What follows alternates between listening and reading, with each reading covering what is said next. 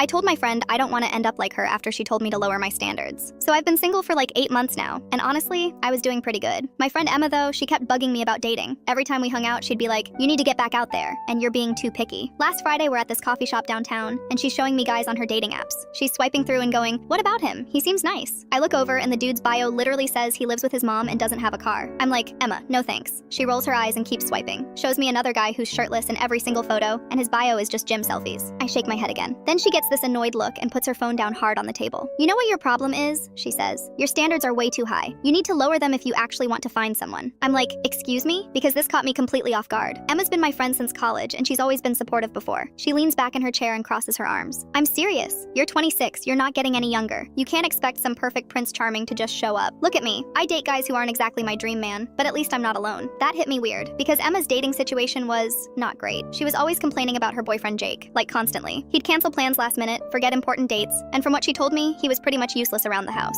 She was always venting about how he'd leave dishes everywhere and never helped with anything. But I didn't say anything at first. I just stirred my latte and tried to change the subject. "I'm not looking for perfect. I just want someone who has their life together." "See, that's what I mean," Emma says, getting more worked up. "You want someone with a good job, their own place, a car, hobbies, emotional maturity. That's like a whole checklist. Real relationships aren't like that." I'm sitting there thinking, those aren't even high standards. Those are like basic adult requirements. But Emma keeps going, "You need to be more realistic. Maybe date a guy who's still figuring things out. Maybe someone who's going through a rough patch. You can't just wait around for someone who checks every box." And that's when something inside me snapped. Because I looked at Emma, really looked at her, and I could see how exhausted she looked. She had bags under her eyes, her hair was kind of messy, and she just seemed stressed all the time lately. I thought about all our conversations over the past year, how Jake had borrowed money from her and never paid it back, how he'd show up drunk to her work events, how she'd been trying to fix him for 2 years, how she'd cry to me about feeling unappreciated but then make excuses for him. So I put down my coffee and looked her straight in the eye. "Emma, I appreciate the advice, but honestly, I don't want to end up like you." Her face went completely pale, like all the color just drained out. "What's that supposed to mean?" "I mean, I don't want to be with someone I have to constantly make excuses for. I don't want to be exhausted from trying to change someone who doesn't want to change. I don't want to settle for less than I deserve just because I'm scared of being alone." The coffee shop got really quiet around us. Emma just stared at me for like 10 seconds without saying anything. Then she grabbed her purse and stood up so fast her chair scraped loudly against the floor. "You're such a bitch," she said, loud enough that other people turned to look. "I was trying to help you, and this is how you respond? Maybe there's a reason you're still single." She stormed out without looking back.